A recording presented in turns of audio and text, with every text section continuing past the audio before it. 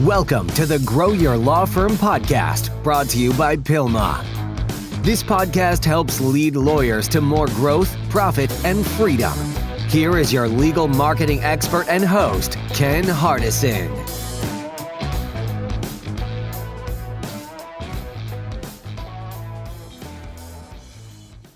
Hello, everyone. This is Ken Hardison, and welcome to another episode of Grow Your Law Firm. And today we have the honor and pleasure of having Elliot Schreiber, CEO of Tex Legal, a great company that I personally used, and I wanted to pick his brain about it. And the great thing about Elliot is that he was also, I guess still is like me, a lawyer, just not practicing anymore. So welcome to the show. Thanks so much, Ken. It's a pleasure being with you today. And I have to start off by saying that actually, I don't want to give offense to the real CEO of our company. I'm just the lowly COO. Okay, right. So for when he hears this podcast, we want to make sure he didn't think I overstepped my bounds. All right. So the COO, I'm sorry. Not a problem. Okay. So tell us your story, Elliot. I mean, how did you get to be with Tex Legal? Tell us how you got into law, the whole deal. Kind of give us your story. Oh my gosh. That's probably less interesting than our product, but I'll tell you in short, basically I was a practicing lawyer in Chicago, which is our lovely background here today, and realized that there was a need in the marketing of our law firms that needed new technology, new tools from what had been used till now. Typically, you're finding that law firms are relying on outdoor billboards, commercials, TV, radio to broadcast, and even vanity phone numbers that are prevalent today. And it worked well for many years. But now with the emergence of the internet and reaching a much broader and targeted audience, there's more new digital tools that can be used. And we believe that our SMS to shortcode platform is just yet one more tool, powerful tool, that law firms can use to reach a segment of their target audience that will only engage via text. And the data is very clear in terms of the preference growing among the market for texting as a channel of communication and engagement.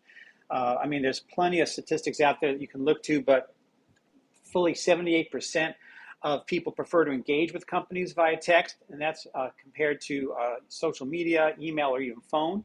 And 2/3 of respondents that were surveyed would say they'd switch to a company that offered text messaging as a communication tool. So, the time has come, and the legal profession is probably a little bit behind other industries that you can see more and more on TV, even with entertainment, like Dancing with the Stars, to help vote for your favorite performers. Citibank, Kohl's, Sherwin-Williams, on and on. I can point to a number of different leaders in their respective verticals that are using this as among the tools for consumer engagement and conversion.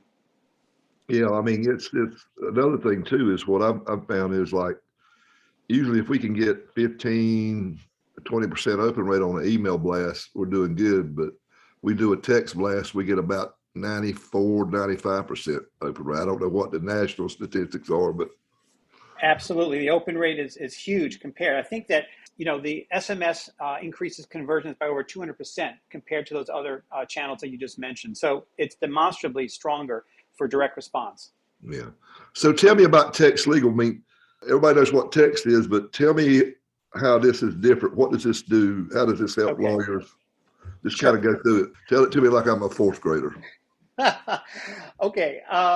Your fourth grader will understand right away. That's the difference, you see, Ken. It's people like us that don't know what the hell it's about. But I agree. Putting that to the side, I don't know about you, but my kids will not respond by anything other than a text. And frankly, that's part of the hook for law firms because it gives control to the user. So again, to beat that example to death, if I send a text to my kids, 9 times out of 10, I don't get an immediate reply from them, which kind of, gets me irritated. But the point is, it gives them control as to when and how they want to engage. And increasingly, when people are bombarded with telemarketers and e-blasts and all these other intrusive sales tools, texting is one of the more preferred mediums because of that control it gives to the target. So what do we have? We have what are called short codes, and they are a 5 or 6 digit numeric that one can send a message to and then be immediately directed to a law firm. So by way of example, we have repeater numbers like 22222, 55. We have alphabetic equivalents like legal and lawyer. And when a law firm would like to promote call to action for direct response, they can use a keyword or a message that would be perhaps their firm's name or a marketing handle that they use that they've been marketing their firm by. And that could be what they have sent to one of these numbers that I just mentioned. So in your case, it might be text PILMA to 22222 and then learn more about PILMA. And so when you see it on a display billboard or in radio or broadcast or even digitally, it's an easier to remember call to action to drive direct response. So what happens? So someone sees your ad and says, text PILMA to 22222. They do that, and it goes immediately to your intake team to respond real time with text reply, or it could be sending them to a hyperlink to register for one of your programs on your webpage. Or it could be a telephonic recording that says, greetings, this is Ken. I'm so delighted you want to learn more about PILMA. So it could be customized innumerably different ways to engage the target audience in the channel of communication that they prefer. I know you've got law firms using it now, right? Yeah. So what are they doing with it? Where do you see the biggest bang for the buck? So we're seeing it used in a variety of different formats. So there are those who are using it for digital, which, while I wouldn't say it's the first top tier use for it because they're already online and they are therefore able to go to your own website. But it's for when they're not online, but they saw the call to action, text PILMA to the twos. They'll remember that more quickly than a URL or even a phone number if they want to, when they need you. So the ones who are using it even more powerfully are when they're out of home, bus wrapped campaigns, transit bus wraps, outdoor billboards, radio spots, TV over the top, and a number of other sorts of traditional advertising vehicles where they add it to the other calls to action, which could be a vanity phone number, as an example. It's a way to give just another avenue of intake for a law firm, because you're leaving money on the table if you don't, because you don't know whom you're missing because you didn't give them the way they want to engage. Okay. So if I got a law firm and you say you got law and lawyer, so I guess I could do a billboard and say, if you've been injured, text Ken to 22222. And then there'll be an auto reply that goes to the potential client that says something like, hi, I'm Ken Hardison. I'm here to help you. Enter 1 to be connected with me, or click on this link to schedule a free case evaluation, or so forth and so on. It's also a great branding tool, Ken, because we can allow for the law firm's logo to accompany that auto reply message, and we can even have it come from the law firm's phone number. So just imagine that if they're not ready to engage at that moment, but they have the text, they could see your phone number and call you themselves. And they'll also have the logo so they'll know who it is they're calling. So it's both a branding tool and a lead generation tool to be added to your other sales and marketing tools. Right. So is there any other services like this or similar, or if so? So the answer is no in some respects, but there are text messaging platforms that are being used, but primarily for outbound text marketing and mass campaigns. What we're doing is we're top of funnel. We're trying to drive that first tier of inbounds that the intake team can then qualify and capture in their own CRM. In fact, we can create APIs to our law firm clients' CRMs so that they can then capture the data, harvest it, and then retarget thereafter. So again, it's a very powerful sort of driver to intake generation. So there are firms that are using it, but it's primarily for an outbound text marketing campaign, not for an inbound lead generation and branding effort. Right. How do you pay for this? You pay for it by the text? Do you pay for it by, is it geographically, or is it like Ken Hardison here, president and founder of PILMA, Personal Injury Lawyers Marketing and Management Association. I want you to mark your calendars for September the 7th through the 9th. We're going to have a internet boot camp for lawyers. We call it the Lawyers Internet Domination Boot Camp. And it's going to be virtual, so you don't have to travel. 3 afternoons from 12:30 to 5:30. And if you can't make one of the sessions, you'll get full recordings of every speaker. So here's just some of the samples, some of the things we're going to be covering. Luke Russell is going to talk to you about how to win in the new era of Facebook advertising and how to target when Facebook is regularly reducing targeting options. Seth Price will talk to you about the 5 things you need to be doing in SEO to make more money. And I'm going to be talking to you about how to protect yourself and your law firm from cybersecurity attacks. Did you know that they have grown from over 67% in the last 3 years? Tanner Jones will also be talking about how to dominate your local market with agile social media marketing.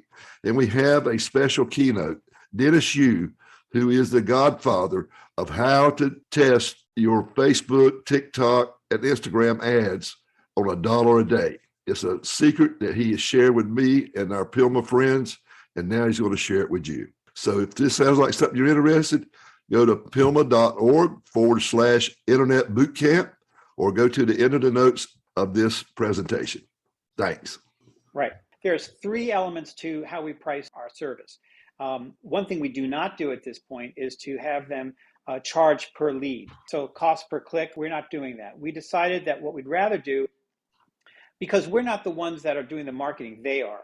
So really what we're giving them is a tool. We're letting them buy a piece of real estate, if you will, which is comprised of their keyword or message, the short code of that they want to use, whether it's the 2s, the 5s, or other of our codes, and then the geographic area. So, if you want to be in the Metro Charlotte area and you want, your law firm's name, let's call it, Joe and Smith firm, that could be what is the keyword, text Joe Smith, and then to the short code, and it'll be in that Metro Charlotte area. And so we charge them a monthly rate for that. And then they have to be obviously coming behind it with their own marketing and over a period of time, because as a new call to action, it takes a little while to have adoption in the market and memorability. So it's really geared towards those firms who are already significant at marketing in their respective regions and who will add this as just another tool to make sure they don't leave any money on the table. So I'm going to ask a question that I know our listeners are thinking in their head, because we've talked about it in our masterminds before. With anything like this where it's licensed out, what assurances do your users have that once they've spent all this money putting all these ads out, that you jack up the price? Well, it's got to be based on what is the performance of the service to them, right? Listen, how many of us have Netflix subscriptions and found out that, we just saw it go up by 16% year over year? I mean, there are some things that almost become a utility, and you have to decide whether you want or not to continue the service. Now, our goal is to make sure that if this performs for the client, then it's a reasonable to have, an adjustment for renewal rates that is in line with how it's performed. Because again, we're not doing it on a cost per lead. We're doing it on a monthly flat rate. So they capture everything that they get in that period of time. It's not something that, we're monetizing along the way with them. And so we have different measures to help assess whether this performed and how well it did, and also what kind of package the client wants. Some of them want to move beyond the region they started with to have a larger market or go national. Others may want a different keyword message because they're now not single tort, but they're a mass tort company. These have different values associated with them, which again takes a different pricing model, for the client. Yeah. So do you enter into like 1 year, 2 year, 3 year contracts? 1 year. It's a 1 year renewable. Sure. Right. Mm-hmm. Okay. So can you tell us, like, does it work better in rural areas or it work better in metropolitan areas where there's more people? It really has, I think it's pretty even balanced. It's really about just how much marketing spend the law firm puts behind it and what channel or channels they're using. This is part of an omni-channel strategy, right? So it should be a part of their digital, it should be part of their out of home if they're doing it, and it should be just another tool in their toolkit. So yeah, I mean, I've seen law firms actually just brand their number, not even their name, just really brand. Like I've seen, like we got a lawyer down in my state that just uses all 9s. You've been hurt, call all 9s, and he's got the area code for each area code in the state. He's got all 9s, which cost him a pretty penny, believe me. Some of these law firms already use some of our repeater numbers in their own vanity number, so it'd be a perfect add-on to reinforce their brand equity. They're using the 2s or the 5s or the 6s in their vanity phone numbers, and others are using the word, 1-800-lawyer. Again, we have ways to sort of be bolted on to what they're doing already. A certain slogan or tagline that's memorable and unique to them. Something from that slogan or tagline could be what is in the keyword that we send to one of our codes. And that is what's their brand. That's what they're building their equity on, is the keyword, because that'll survive whatever they do, wherever and whenever. Okay. I've been asking questions, but what are usually the lawyer's biggest concerns when you start talking to them about this? Well, lack of familiarity. As I mentioned earlier, it's something that a somewhat younger generation is going to readily understand because they use it. But frankly, as I said, 3/4 of adults use their phones for texting anyway. I mean, how many of us use it for texting for a restaurant reservation, a doctor's appointment? I mean, we're all basically, in that behavior set where we're using texting, whether we know it or not. But there's still a bit of education and information to be shared with law firms who have not used this. And frankly, some feel that if things are going well with their law firm's intake program, there's nothing broke to fix. And so this has become something that they think maybe is not as valuable or critical a component. And, of course, we're biased, but we think that no one should be leaving, again, any target segment out of their marketing efforts for the lack of not having the right channel of communication and engagement. Right. So if somebody's, well, first, let me ask you this. Is there anything I haven't asked you that I should have asked you about this? Well, I guess I can tell you just a little bit more about the robust nature of this service. I mentioned already that it could be connected directly to a law firm's CRM so that we can have a seamless integration. It also allows for the potential client to send a photo or video when they want to get help. So imagine the ability of a client intake team to get real-time documentation of an injury or accident and file that away. It's an awesome bolt-on. The fact that we can, create telephonic connections and recorded voice greetings, and to show hyperlinks that gets them where they want to go right into a free case evaluation form. It drives immediacy and direct response more than any of these others can, because people will find this the more engaging way to connect with the law firm's messaging. Okay, good deal. So if somebody wants to learn more, what should they do next? Well, I'd love to offer your audience who are interested to learn more to text the word demo to 22222, DEMO, to 22222. That's 5 2s in a row. And we'll do a custom demonstration for each of them so they can see exactly how this can be tailored to meet their law firm's needs and help drive more intake and branding for their firm. They can also simply go to our website, which is texlegal.net, or send me an email at info@texlegal.net. Any number of different ways to engage with us. Good deal. This is this year, every year I've got a theme for PILMA, and this year it was automate. And I think lawyers need to be thinking about that too. The more you can automate things, you increase your efficiencies.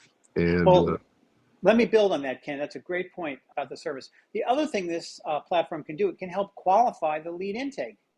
Think about it. If you're doing a regulated substance like jewel litigation or things that require an 18 or older plaintiff, we can have that be part of the call intake text qualification. So they text to the 2s, for example, and the auto reply comes back and saying, "We're here to help you. Please answer the following questions." And then you could have any number of questions to know whether they are appropriate to then send into a live intake professional for further intake. So are you 18 or over? No?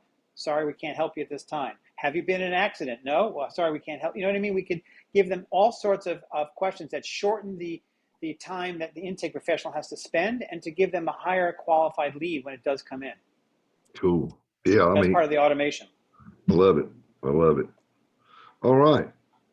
Well, thank you so much for sharing this. And, we use it at the summit for my foundation for Lawyers Against Drug Addiction. And we raised over $60,000. And it was Tex Jess, which is my son's name, who died of a heroin overdose. And I started this thing because of that. And we got great response from it. I mean, really we raised 3 times as much as we did the year before. So thank you. Well, we were delighted to be a partner with you in that. It's a great cause. So I'm thankful for that. Thank you. All right. Until next time, this is Ken Hardison, dedicated to your success. Thanks.